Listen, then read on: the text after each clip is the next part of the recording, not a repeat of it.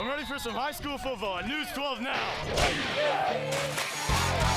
Conference play is underway. My wife thinks I'm hooked. And we have newly named leagues like the Swine Valley Conference. I don't think our chicken friends down the road liked it very much. The second phase of the season starts on this Week 5 edition of the Blitz. Where my dogs at? Undefeated Dixon takes its single-wing offense to Moorhead City to take on the pass-happy Patriots. Right here! Right here! North Pitt is fired up to travel to West Craven to take on the preseason favorite Eagles.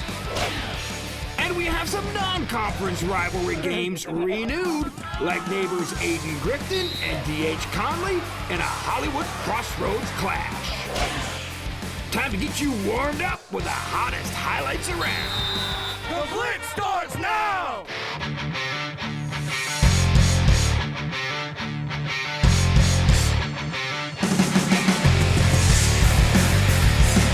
And here we go. Welcome into another award-winning edition of the Blitz. We are at the halfway-ish part of the 11-week regular season. Some of our area teams are polishing up their non-league resumes for that all-important RPI that helps determine who gets in the playoffs. Other teams started conference play tonight, like undefeated Dixon and 3-1 West Carteret. And for the second year in a row, they put on a high-scoring show. Their Coastal Conference clash, our law offices of John Drew Warlick Blitz premier matchup. Last year, the two combined to score 100 even points. This year, right before the half, here comes West Carteret. Josh Bowman packed on a bunch of pounds this year. Has become a real weapon at the running back position.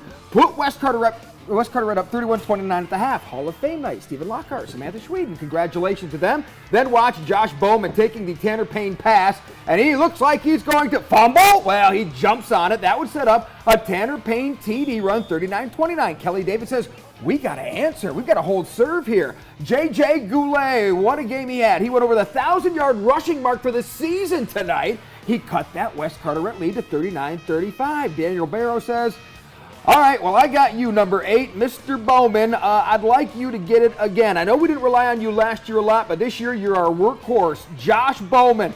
He's going to take the little screen pass and go all the way. West up 45-35.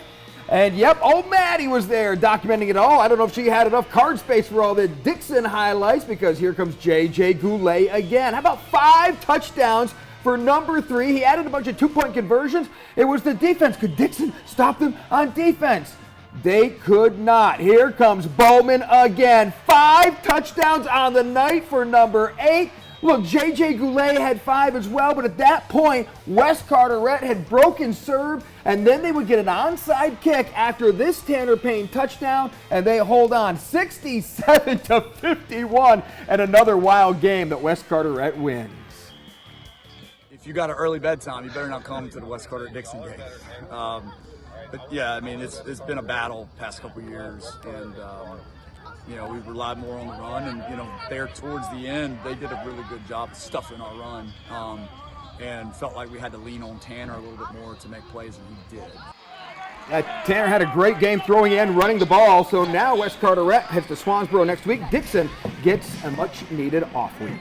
Swansboro hosted undefeated Croatan for their annual Highway 24 rivalry game. 28-year existence for the Cougars. Their first 4-0 start ever. They wanted to make it 5-0. Handed off to Andrew Boucher. He's not the water boy, folks. He's scoring touchdowns and making plays for the Cougars. Then on offense, keep it rolling. How about the pass over to 7? Riley Robinson breaking tackles and sliding in for the score. The Cougars brought out the claws, and Rodney Beasley's guys just trying to make anything happen, but a pick, and it's going to be 6 for number 4, J.P. Bacoli. He has been an absolute no-fly zone in the secondary this year as the Cougars roll to a victory, 52-0. They're 5-0, and their undefeated season continues. And Mr. McBride kicking and passing his way into the record books at Croatan. Havelock looking for its first win of the year. Open Coastal Conference play at Richlands. Fire that cannon. First meeting between the two since 2016, and here comes the lock. They are looking for their quarterback to be productive. That's Caleb Montoya in at QB. Finding, Mr. Jackson. But here comes Richlands trying to come back. And they do get in for the touchdown here. for Dwight Hooker, but then it was all Havelock after that. You know, they almost doubled their complete season output offensively. They had 7 touchdowns tonight. They had 4 coming into it, and they get that score there to Lloyd Jones and Alan Wooten and company off the schneid. Havelock gets the big win over Richlands as they look pretty good offensively tonight, 49-20.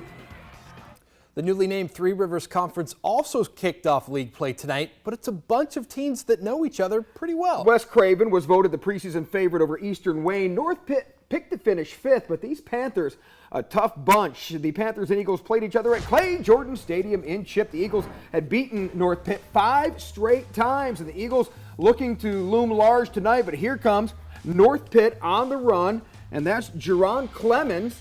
But back comes North Pitt with the pick 6. Number 25 takes it in, Zier Blunt. And just like that, West Craven says, okay, well, let's see what we can do here offensively. Who else but DJ Davis calls his own number, and no one in orange is going to catch number 6 when he gets out to the open field. North Pitt, West Craven would take the lead, and North Pitt trying to come back. But West Craven is going to get the sack to finish the thing off, and the pick as well. West Craven holds on 27-26 to get that tough win over those North Pitt Panthers. There's the sack to end the game.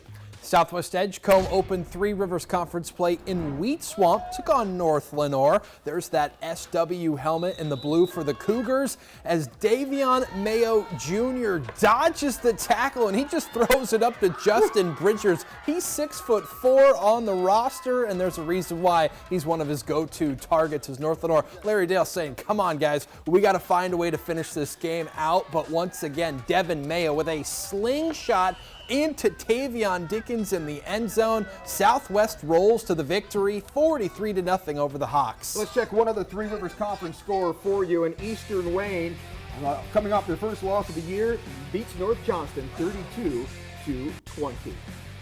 The Swine Valley Conference also started league play tonight with a David versus Goliath matchup. Spring Creek traveled to Warsaw to take on James Keenan, and the Tigers just kept running it. Jeremiah Hall going through a swamp of Gators in for the touchdown. And then on the next possession too, how about the throw this time from Mr. Eli Avent and go Christopher, but his friends call him CJ Hill. Tigers, 0-5 for the Gators. Tigers get the win in this one, a big one, 77-0. One other Swine Valley Conference score to tell you about, Princeton and Midway. It was Midway going all the way and getting the 73-50 win. Undefeated North Duplin started Carolina Conference play with a road trip to Salemburg in Sampson County, took on Lakewood. They started an hour late because of a electric issue of a motor vehicle accident. When they got started, North Duplin tried to score like they always do, and they would put up 22. The problem is Lakewood put up 27, and they hand the Rebels their first loss of the year. It was Lakewood 26-22 in a big victory.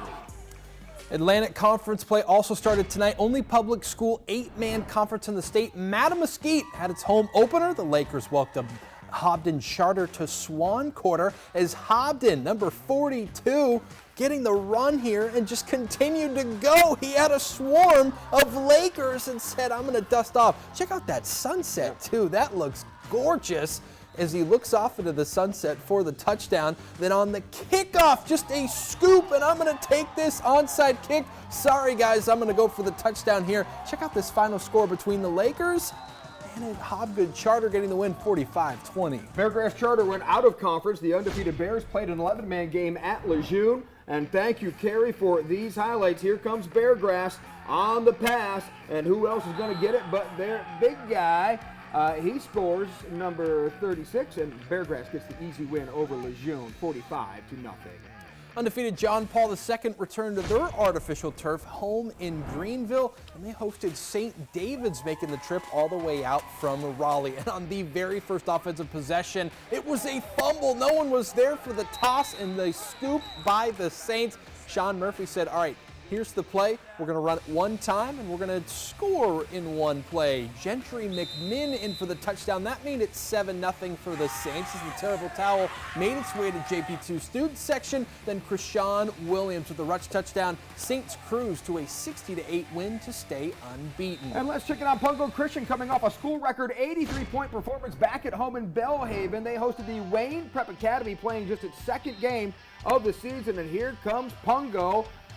Doing what they do so well. That would be scoring a lot of points in this one, as Austin Gibbs and company, Alex Septon's got them playing well. They get the win at home, 53-12. So how about that? Pick six as well by Rylan Bowie with the TD. That big victory for Pungo. Plenty more highlights to show you, including the big game between Jacksonville and East Duplin. But first, it's our Coastal Carolina Community College fans in the stands. You just saw them. JP2 student section was rocking for their huge win over St. David's. More action and that Jacksonville East Duplin game coming up next.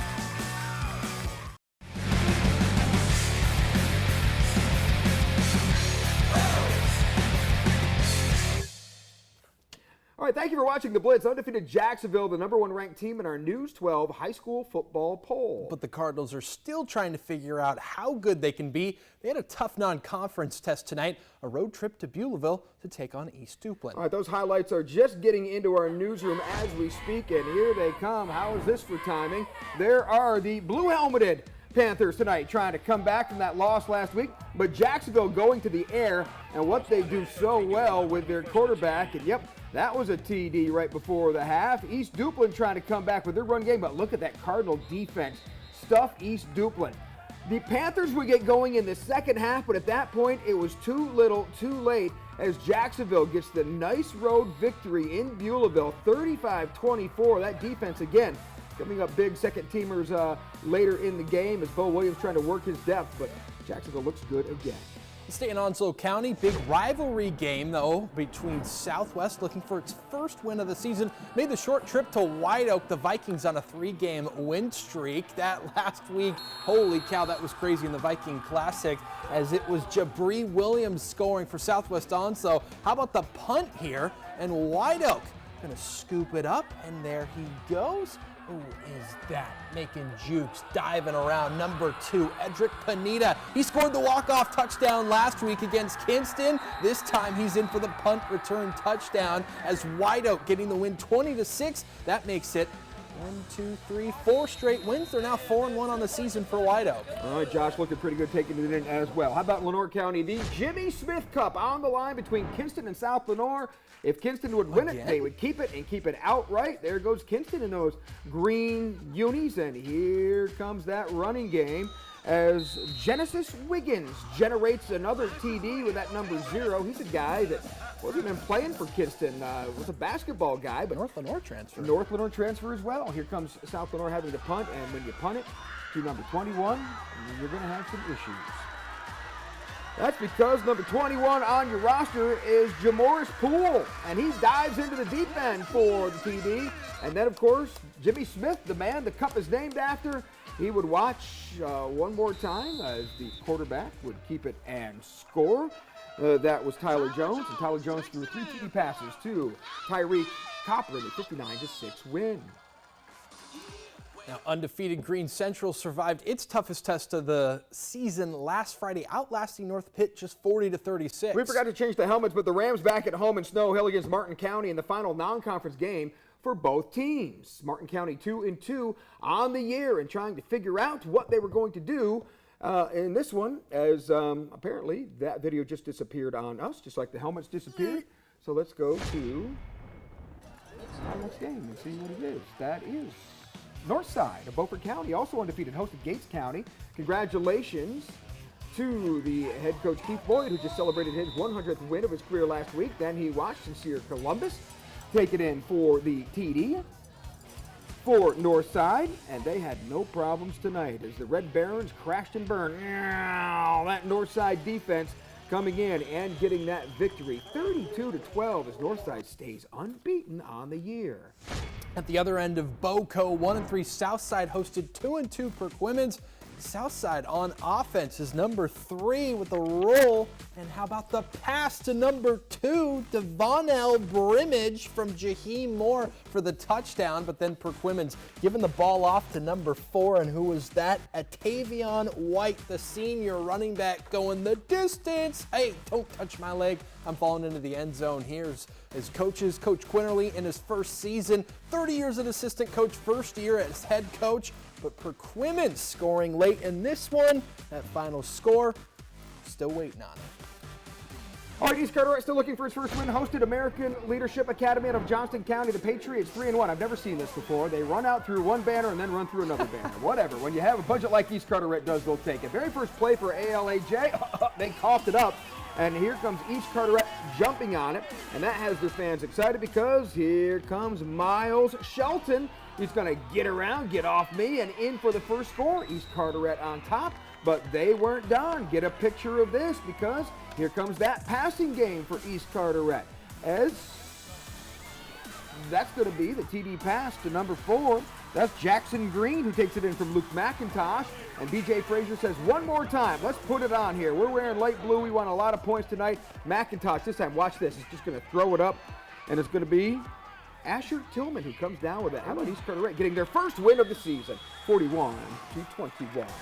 And Farmville Central made the 30-mile trip to Wilson Prep. Both teams with 1-3 records, both played tough non-conference schedules, seeing who can get win number 2 on this season. As Wilson Prep, the Tigers, they struggled on offense against West Craven, but not tonight as big number 6, Ethan Nelson, stiff arms in for the touchdown. Ron Cook bringing his guys all together in the huddle to talk to him, but the Tigers just continued to roll once again into the end zone. Number 6 again, and Wilson Prep 38, Farmville 21. Battle Royale between Ayden-Grifton and D.H. Conley is coming up next on the Blitz.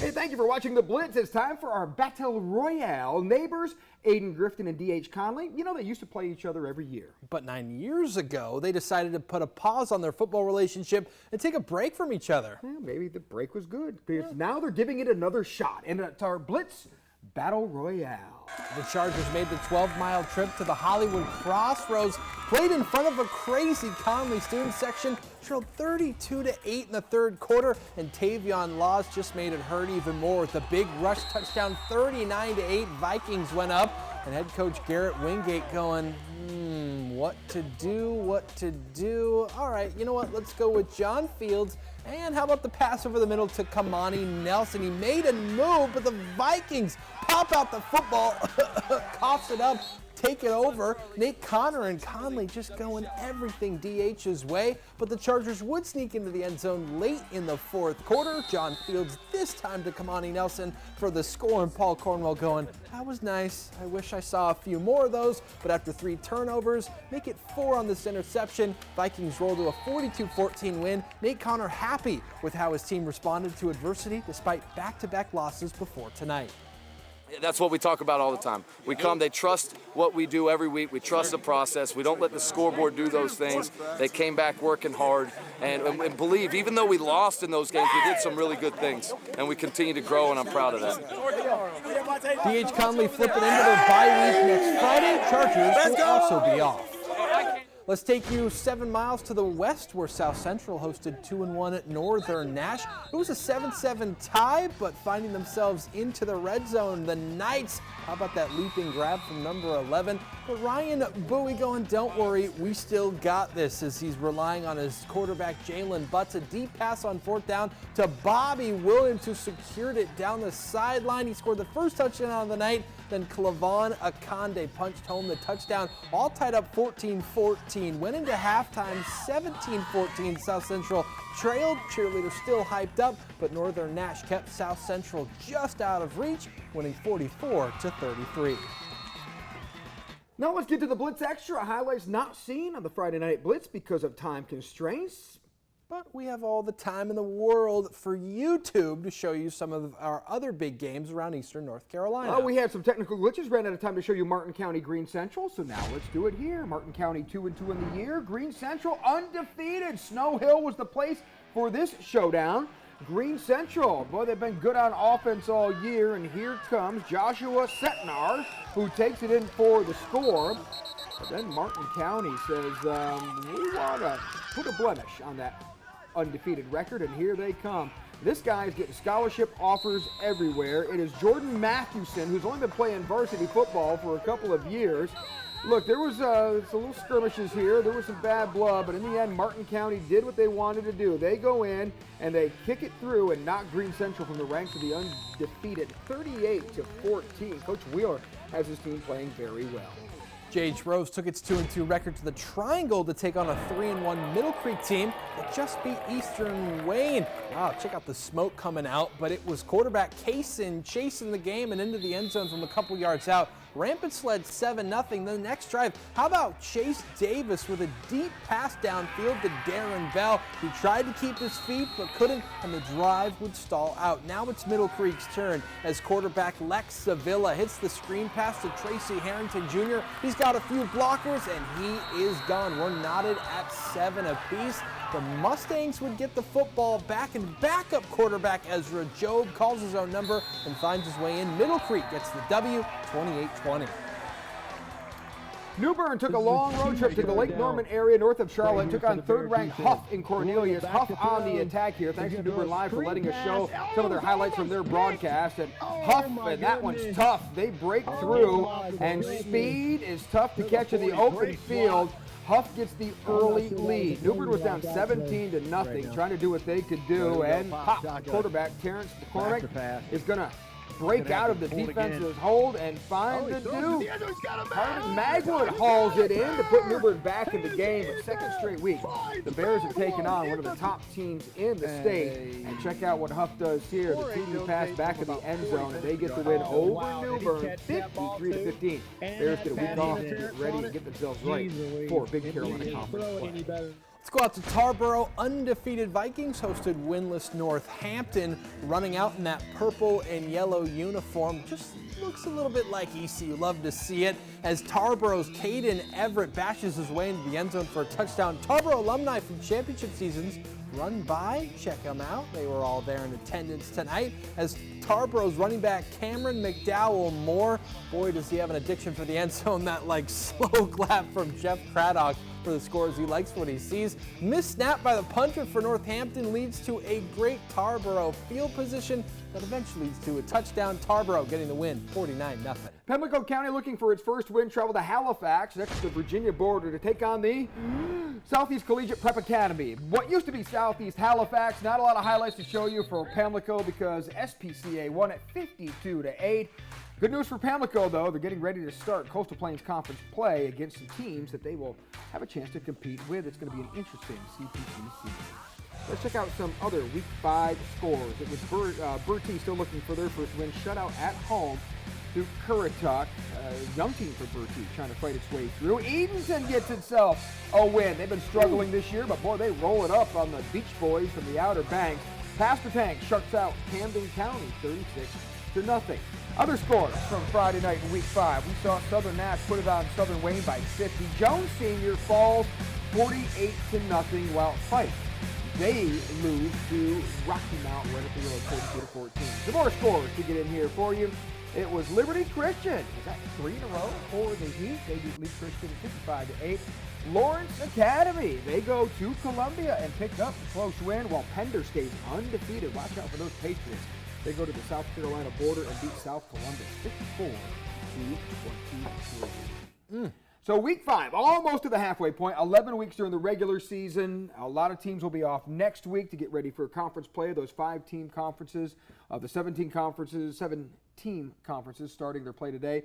What has caught your eye from this evening?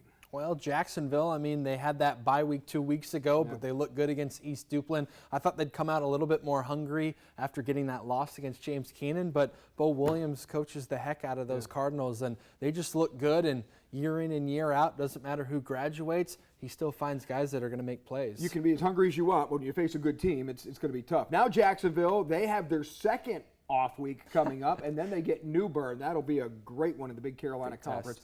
opener. West Craven showing some heart in getting that home win in Craven County tonight. So they start off the conference with a win. It's always close with North Pitt, but 6 in a row. They've beaten the Panthers. On the other end of the county, Havelock gets off the schneid, puts up, 49 points, and Rams fans can breathe a little sigh of relief now. There's been a lot of talk about what's wrong with Havelock. What's wrong with Havelock? Their schedule is what was wrong with Havelock when you play New Bern, West Craven, Tarboro, and even a J.H. Rose team that may be only 2 and 3, but were picked to win the Big Carolina Conference and have a lot of talent. Havelock will be fine, but the rest of that conference, that Coastal Conference, West Carteret, Croatan, even Dixon, they all look really good. So that one is not going to be a walkaway for the Rams in that conference. No, but Croatan, though, 5-0 for the first time in their 28-year history. Credit Andrew Gurley and switching his quarterback, well, his kicker to now his quarterback. Cannon McBride, his first 2 years, was only a kicker for the Cougars.